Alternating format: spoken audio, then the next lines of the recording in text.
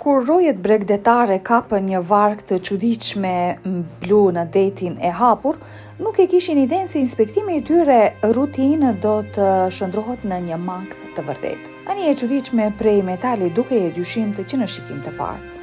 Por ajo që e bënte vërtet të veçantë ishte se nuk dukej fare në radar, megjithse ishte përballë tyre.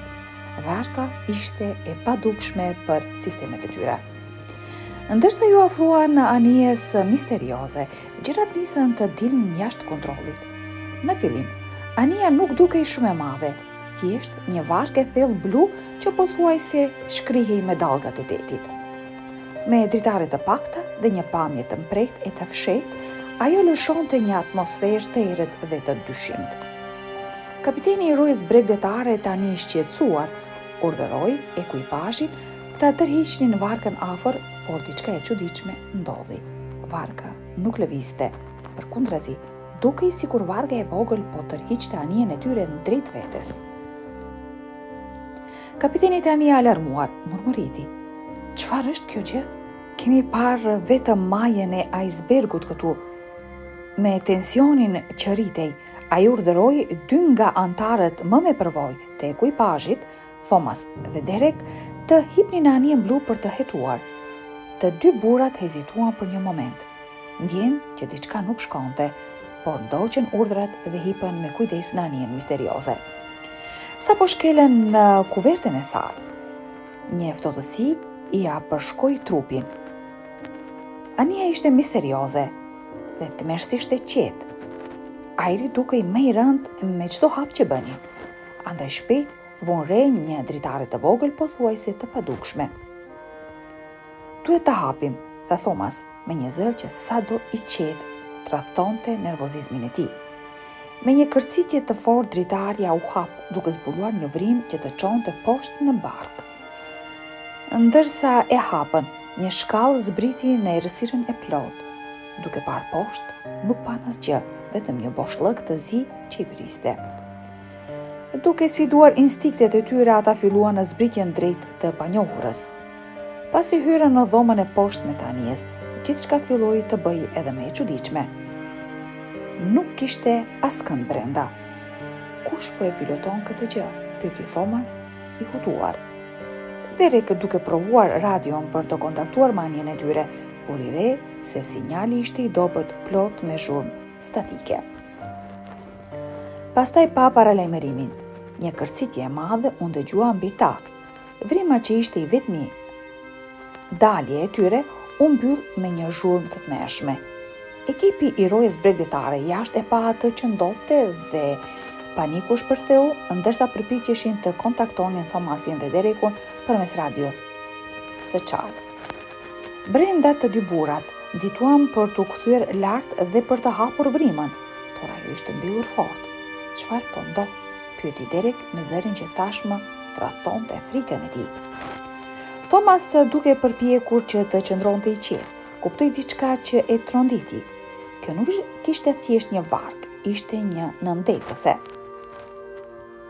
Nëndetësja filloi të zhytej ngadalë. Thomas dhe Derek, të bllokuar brenda, u përballën me një raritet të tmerrshëm. Nuk kishte ekuipazh, asnjë që ta dritonte nëndetësen dhe asnjë mundësi për të komunikuar me botën jashtë. Kur nëndetësja stabilizoi zhytjen, të dy burrat filluan të eksploronin brendësinë e saj. Panelet e komandës dukeshin sikur ishin marrë direkt nga një film i vjetër i viteve të 80-ta, me butona të mëdhej, tela të trash dhe makineri të vjetra. Pastaj Derek pa diçka. "Thomas, eja këtu," thiri ai. Në dritarën e zbet, ata pan një derë në pjesën e pasme të nëndetëses. Ata provuan ta hapnin, por si vrima edhe kjo ishte e bllokuar. Pasi nëndetësja u rishfaq në sipërfaqen e ujit, vrima e sipërme u hap. 3 burra të mëdhej zbritën në nëndetëse, duke mbajtur paku të mëdha.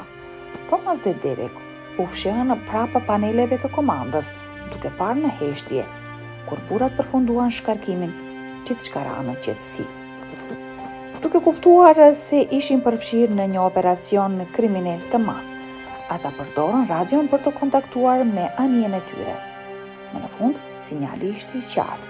Forcat e rojës bregdetare mobilizuan për forcime me njëherë. Kur kriminalët filluan të rimbushnin ndecën me drogë për një tjetër udhëtim, Thomas dhe Derek e dinin se nuk mund ta lejonin atë të ndodhte. Ata arritën në dhomën e komandës së platformës së madhe, ku po ndodhte gjithçka, dhe pasi që aktivizuan ndecën, përforcimet mbritën. Kriminalët u arrestuan, duke i dhënë fund një operacioni të madh kontrabande. Në fund, ajo që nisi si një ditë e zakonshme për rojet bregdetare u kthye në kapjen më të madhe të karrierës së tyre. Thomas dhe Derek, përmes mendimit të shpejtë dhe guximit, ndihmuan në rrëzimin e një rjeti të tërë kriminal dhe u vlerësuan si heroj.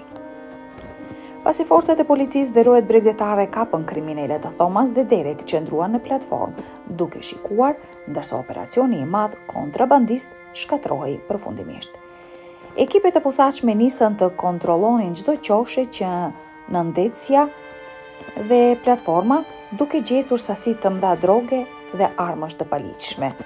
Ndërkohë që operacioni mbaronte, një zyrtar i lartë i policisë ju afrua dy burrave, që ishin ende të mbushur me adrenalin nga përvoja e tyre. Ju e shpëtuat të këtë operacion, tha ai, duke tundur kokën me mirënjohje. Pa guximin dhe shkatësinë tuaj, nuk do të kishim arritur të zhbllokonin gjithë këtë. Thomas dhe Derek, të lodhur, por të lehtësuar, u shikuan me një buzëqeshje të heshtur.